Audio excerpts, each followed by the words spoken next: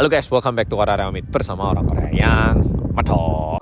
Berita singkat tentang Yoo Yeon Seok karena lagi ada berita, udah gitu Dispatch juga ngupload berita tentang ini dan kayaknya cukup banyak yang pengen tahu.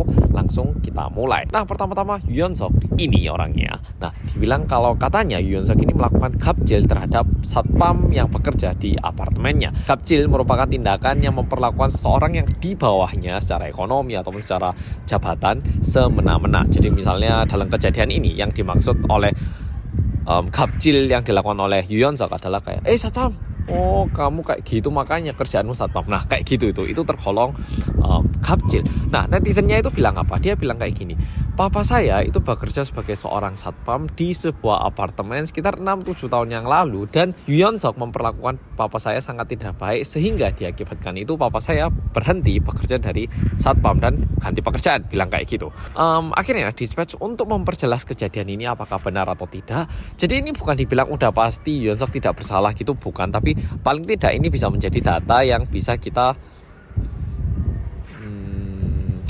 catat. Nah, ternyata 6-7 tahun yang lalu yang pasti Yoo Yeon Seok itu tidak tinggal di apartemen, melainkan dia tinggal di opistel. Nah, mungkin ada yang bingung opistel itu apa?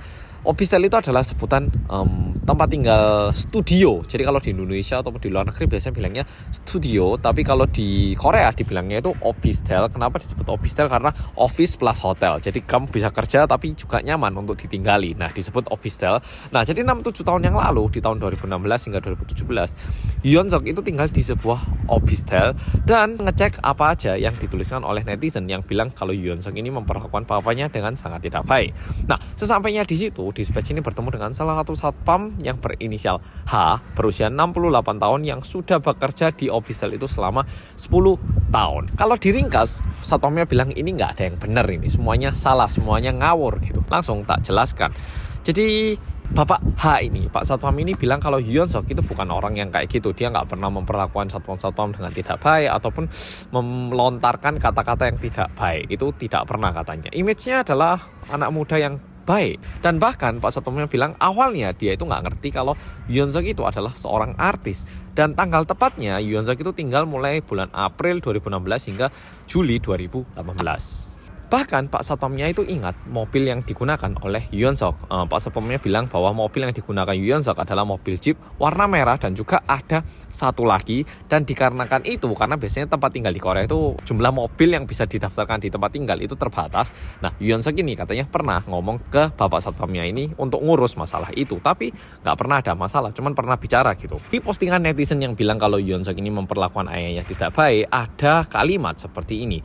Ada suatu hari Yoo Yeon Seok dia itu mau pergi sepedaan bersama teman-temannya dan dia lagi stretching gitu katanya. Nah, waktu itu papa saya mendekati untuk nyoba ngajak bicara dan tanya, itu sepeda merah punya masnya ya gitu. Nah, katanya Yoo Yeon Seok itu langsung balasnya, kamu kira saya ini siapa, masa saya naik sepeda kayak sepeda pengemis ini. Nah, katanya dia bilang kayak gitu. Nah, apakah ini mungkin? Setelah ditanyai, Pak Satpamnya bilang gini, ini adalah Pak Satpam 10 tahun dan merupakan ketua Satpam, oke?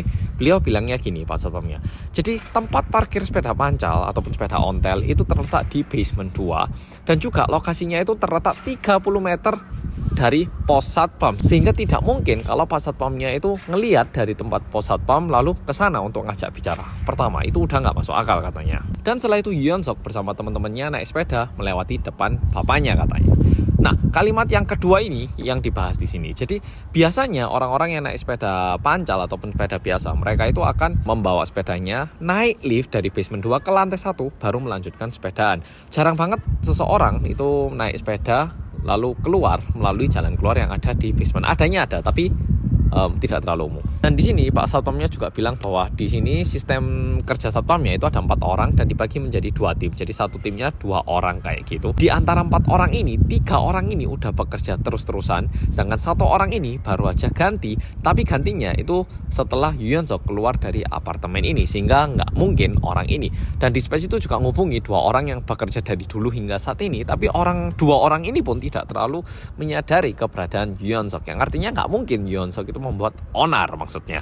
Dan bahkan dispatch itu juga tanya, kalau gitu satu orang ini kan sempat keluar dan ganti. Nah ini keluarnya kenapa? Si H ataupun Bapak Satpam H ini bilang bahwa dia itu keluar karena waktu itu ada tawaran di tempat lain. Iya, cuman gitu, bukan karena ada masalah. Enggak, kalau ada masalah pasti tahu. Karena kita itu setiap kali kerja itu pasti sharing-sharing. Kalau ada komplain masuk, ada apa, itu pasti kita ceritakan ke satu sama yang lain. Nggak mungkin kalau saya nggak tahu. Dan selama 10 tahun terakhir, di antara 4 orang satpam ini, yang ganti ya cuma 1 orang ini. Itu aja. Dan pesan terakhir yang dituliskan oleh dispatch adalah ini. Ini adalah perkataan yang disampaikan oleh Bapak H.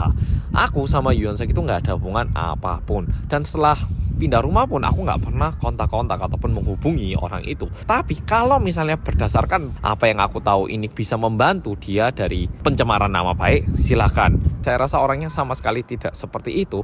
Dan nggak boleh lah kita itu menjelekkan orang seperti ini. Oke, videonya singkat banget, makanya tak buat cepet-cepetan. Di universitas ini aku lagi ngevlog, jadi tak lanjut ngevlognya. Oke, makasih sudah nonton video kali ini dan sampai jumpa di video berikutnya. Bye-bye.